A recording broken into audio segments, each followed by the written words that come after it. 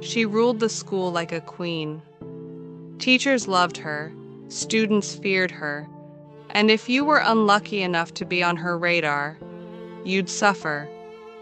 But then, one ordinary day, she took a fall, literally, and everything changed. Her kingdom crumbled, and for the first time ever, she looked powerless.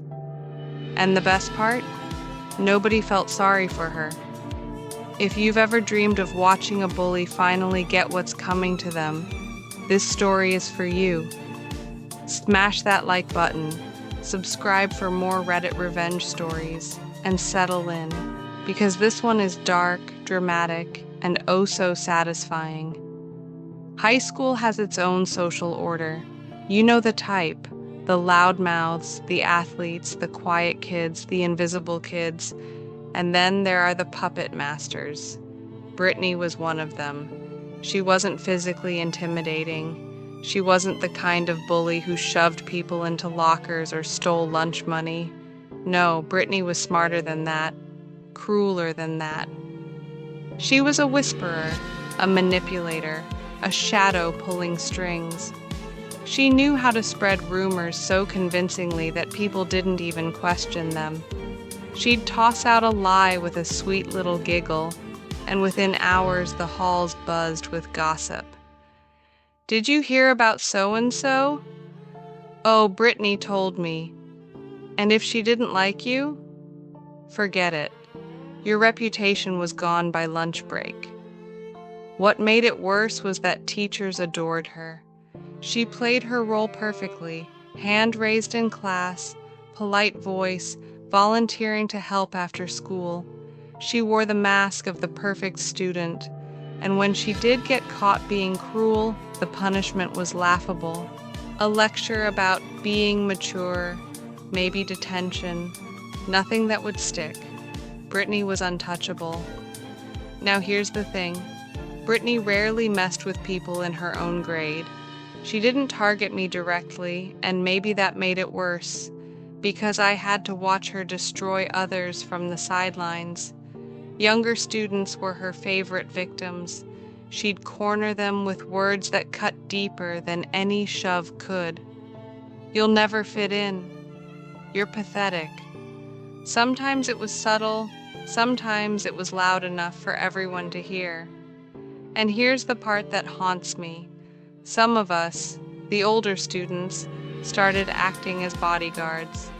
We'd literally stand between her and the younger kids, keeping a couple feet of distance to make sure she couldn't say or do anything too damaging. But we couldn't be everywhere, and she knew that. Every time we weren't around, she'd swoop in again. It was like trying to hold back water with your hands. The cruelty just kept slipping through. And every time she smirked after landing one of her blows, every time she tilted her head with that innocent, "Who, me?" face when teachers glanced her way, the hatred grew. Quiet, boiling, unstoppable. You ever have that kind of anger? The kind you can't do anything about? Where your chest feels tight, your fists clench, your stomach burns, but you know that if you fight back, you'll be the one in trouble? That was life with Brittany, watching her tear through people while pretending to be a saint. I'd lie awake some nights, imagining ways she might finally slip. What if someone recorded her? What if a teacher overheard? What if someone just snapped and gave her a taste of her own medicine? But day after day, nothing happened. Brittany kept winning, until one day she didn't. It was almost exam season. Everyone was stressed, tired, busy studying. That's when people started noticing something odd. Brittany was gone. At first, I thought she was just skipping. Maybe she thought she was too good for class. But then a week passed, then another, and the whispers shifted. "Where's Brittany? Have you seen her? Maybe she's sick." The halls felt lighter without her, calmer. No sharp whispers at your back, no pit in your stomach when she walked by. But curiosity got the best of me. Finally, I asked one of my teachers. He looked at me, almost hesitant. Then he sighed. "Oh, Brittany?" She broke her leg. "That's why you haven't seen her." My eyebrows shot up. "What? How?" The teacher's voice dropped lower. "A kid shoved her down the stairs." I didn't know what to say. For a second, I just stood there, frozen. Part of me was horrified. Someone actually shoved her? Down the stairs? That's serious. But another part of me felt something darker, something like justice. Apparently, the kid got expelled. The details were fuzzy. No one knew exactly what had gone down. But the message was clear. Brittany had finally been knocked off her throne. Literally. And you know what? Nobody missed her. Life moved on. Exams came and went. Brittany became nothing more than a name people barely mentioned. Months later, I was out at the mall with my mom. We stopped at the food court, just grabbing a quick meal. And that's when I saw her. Brittany. But she wasn't the Brittany I remembered.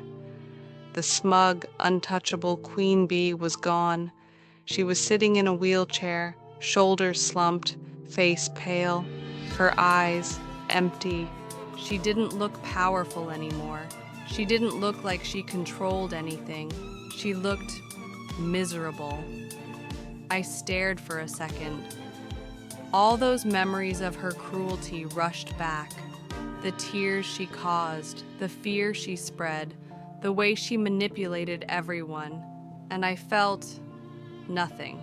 No pity, no anger, just emptiness. I turned back to my mom, mentioned it casually, and then brushed it off. We finished eating and left. That was the last time I ever saw Brittany. Think about it. Brittany had built her entire identity around power, around control, around making others feel small. And then, karma did the work no one else could.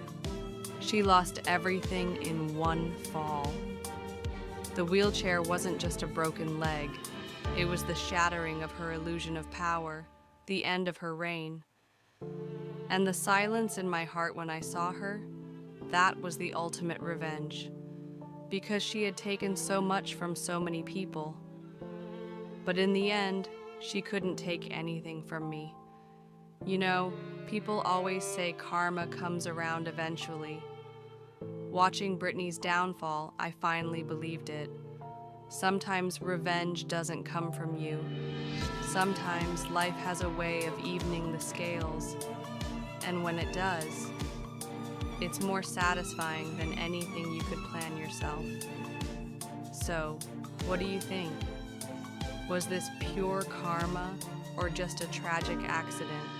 Let me know in the comments below. And if this story gave you chills, hit that like button, share it with a friend who hates bullies as much as you do, and subscribe for more stories that prove justice always finds a way.